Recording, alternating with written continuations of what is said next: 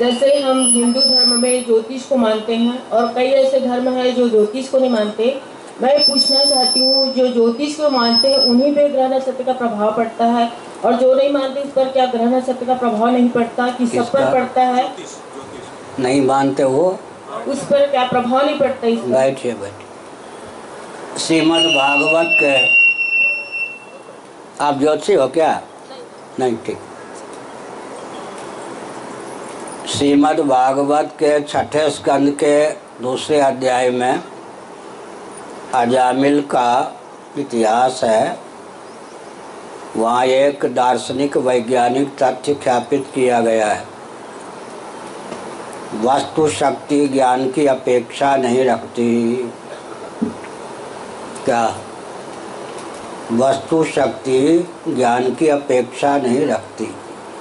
जो उदाहरण वहाँ दिए गए, आग को आग समझकर कोई छू ले तो जले बिना न रहे, अग्नि को अग्नि न समझकर कोई छू ले तो जले बिना न रहे, अमृत को कोई अमृत समझकर पी ले तो अमर हुए बिना न रहे, अमृत को कोई अमृत न समझकर पी ले तो अमर हुए बिना न रहे।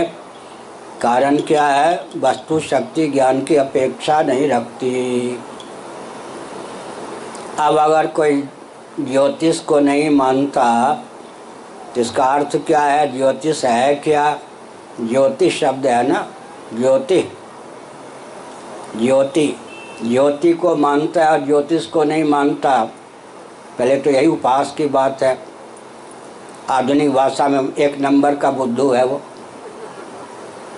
सूर्य को मानते हैं ना, सूर्य ज्योति है। अग्नि को मानते हैं ना, चंद्रमा को मानते हैं ना। ज्योतिष चक्र को मानते हैं और ज्योतिष को नहीं मानते हैं, यह तो उपहास की बात है। वो तो व्यक्ति स्वयं अज्ञ है। काल, देश और वस्तु, एक नियम, एक हमारा ग्रंथ है ज्योतिष दर्शन। ज्योतिष पर एक ग्रंथ भी है हमारा, ज्योतिष दर्शन, ज्योतिर्दर्शन। थोड़ा विचार कीजिए, कल्पना कीजिए, एक खेत है, यहाँ किसी बीज से अंकुर उत्पन्न हुआ। कोई भी वस्तु जब जन्म लेती है, किसी बाल गोपाल का जन्म हुआ, बालिका का जन्म हुआ, कोई भी व्यक्ति जब जन्म लेता है उसके साथ दो कल्पना जुड़ जाती है। किस देश में? देश माने स्थान। किस काल में? वस्तु की उत्पत्ति मानते ही उसके साथ दो धारणा जुड़े बिना नहीं रहती। किस स्थान में माने किस देश में, और किस क्षण में, काल में। हो गया ना? बस तीनों में सामंजस्य साधकर जीवन यापन की विधा का नाम ज्योतिष है। इसके लिए तुलसीदास जी का एक वचन याद रखना चाहिए, जीवन में कहीं असफलता नहीं मिलेगी। ग्रह भेषज जल पवन पट पाई कुजोग सुजोग हो ही कुवस्तु सुवस्तु जग लखन सुलक्षण योग लोग। अब हम बताते हैं, हवा एक है या नहीं? वायु। दिशाएं 10 हैं, 4 के 10 हो जाती।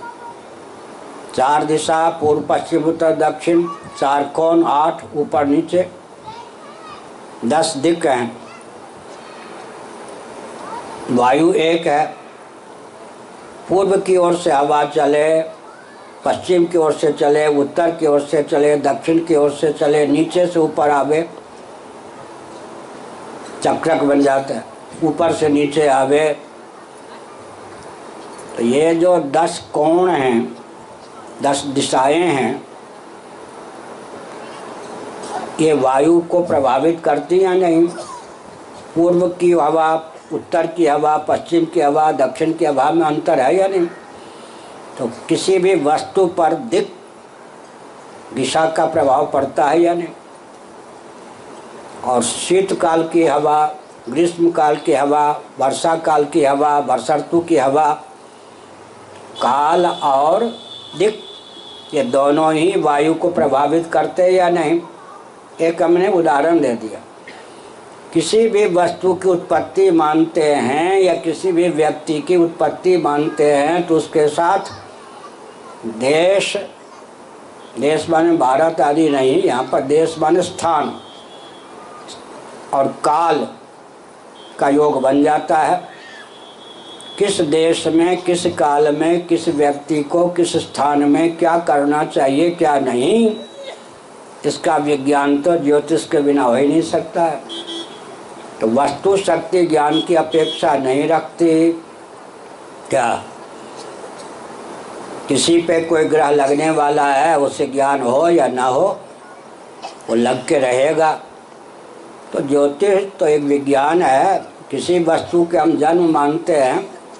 अब काल की गणना कहाँ से होती है, उसमें भी प्रभेद पड़ता है। चांद्रमास भी होता है, सौर मास भी होता है। और हमने अपने ग्रंथों में लिखा है अग्नि से भी काल का आकलन होता है। ये ज्योतिष चक्र है। यदादित्य गतम तेजो जगत भाषयते खिलम यच्चंद्रमस यच्चाग्नौ, गीता का 15वां अध्याय।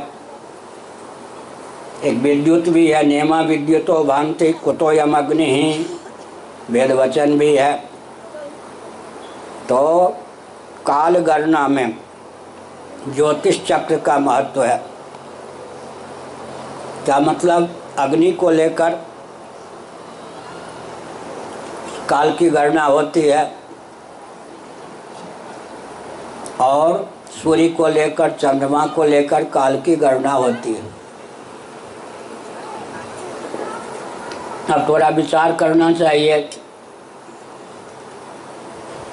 सूर्य को आधिदैविक रूप से हम हिरण्यगर्भ कहते हैं। प्रथम जीव, सर्व जीवों का समुदाय, घनीभूत जीव का नाम ब्रह्मा हिरण्यगर्भ है। उनके प्राकट्य से ही काल का अंकन होता है। सूर्योदय सूर्यास्त आदि होता है या नहीं। इस प्रकार से काल को मानते हैं तो ज्योतिष को मानना ही पड़ेगा। देश को मानते हैं तो ज्योतिष को मानना ही पड़ेगा। व्यक्ति या वस्तु को मानते हैं तो ज्योतिष को मानना ही पड़ेगा। किसी भी वस्तु की उत्पत्ति को मानते हैं, उस वस्तु के साथ देश विशेष, काल विशेष, यात्रा के लिए भी मुहूर्त आदि। इसीलिए किस देश में, किस काल में कौन सा कार्य करें, कौन सा न करें।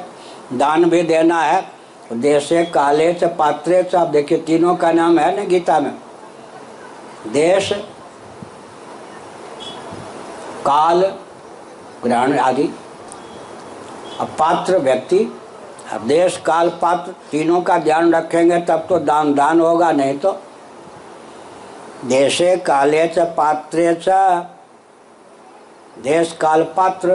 तो देश काल पात्र कहते ही ज्योतिष आ गया। इसलिए जो नहीं भी मानते हैं, वस्तु शक्ति ज्ञान की अपेक्षा नहीं रखती, उन पे तो काम करता है। अब अंतर ये पड़ता है मनोविज्ञान का। एक हमारे महात्मा जी थे, शरीर नहीं रहा, मारवाड़ स्वामी महाराज, स्वयं भी ज्योतिषी अपने को मानते थे। जिनमें कम से कम 3 बार अपनी जन्मपत्री दिखाते थे सन्यासी होने के बाद। उसका अभिप्राय अंतर्निहित और था कि शंकराचार्य बनने का योग है या नहीं, वो अलग बात है। कम से कम 3 बार अपनी जन्मपत्री अगर कोई ज्योतिष जानता है तो दिखाते थे। अब मान लीजिए मनोबल किसी का दुर्बल है, किसी ज्योतिषी ने, भले वो वंशक ना हो, ठग ना हो, इस मारक ग्रह के चपेट में तुम आ सकते हो, बता दिया। मारक ग्रह जितना मारेगा वो तो मारेगा, जब मारेगा तब मारेगा। अब उसका मनोबल दुर्बल है तो मनोबल उसको गिर जाने के कारण, अब ये मनोविज्ञान की बात। तो कभी कभी ऐसा भी होता है, अब डॉक्टर होते हैं बहुत सीरियस है या माइनर है, 2 बोलते हैं। माइनर ऑपरेशन भी माइनर कहते हैं, होता कुछ नहीं, उसमें कष्ट सबको होता ही है, कह देते हैं माइनर है, सीरियस है, लेकिन रोगी से प्राय छिपाया जाता है। तो मनोविज्ञान की दृष्टि से अब वो ग्रह नक्षत्र जब काम देगा, कब काम देगा, ज्योतिषी ही ग्रह बन जाते हैं। इतना वो बता देते हैं बढ़ चढ़ के तो तब गलत है। ठीक से भी बता दें तो क्या होता है, मनोबल दुर्बल हो जाने के कारण वो ग्रह जब काम देगा तब देगा, वो वाणी ही ग्रह का रूप धारण कर लेती है।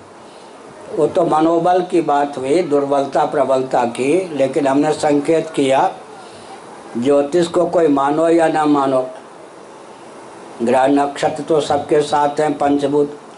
अच्छा, ब्रह्मांड पुराण में ग्रह की संरचना का वर्णन है।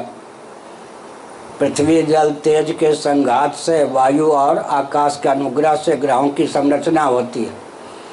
जो पृथ्वी को मानता है, जल को मानता है, तेज को मानता है, वायु को मानता है, वो ग्रह को जरूर मानता है। ना माने तो संभव ही नहीं। ग्रहों की संरचना कैसे होती है वो ब्रह्मांड पुराण में लिखा है। 5 भौतिक होते हैं ग्रह, विशेष रूप से पृथ्वी जल तेज, इनके संघात का नाम ही ग्रह है। चंद्रमा का स्वरूप क्या हुआ, जल पृथ्वी तेज। जल का अंश पृथ्वी का अंश उभरा हो, तेज अंतर्निहित हो। जो पृथ्वी को मानता है, जल को मानता है, तेज को मानता है, वायु को मानता है, उसकी यही बाध्यता है कि वो ग्रह नक्षत्र को माने और ज्योतिष को माने, क्योंकि इन सब का वर्णन जिस शास्त्र में है उसी का नाम ज्योतिष। एक प्रश्न हो, प्रश्न अच्छे किए गए।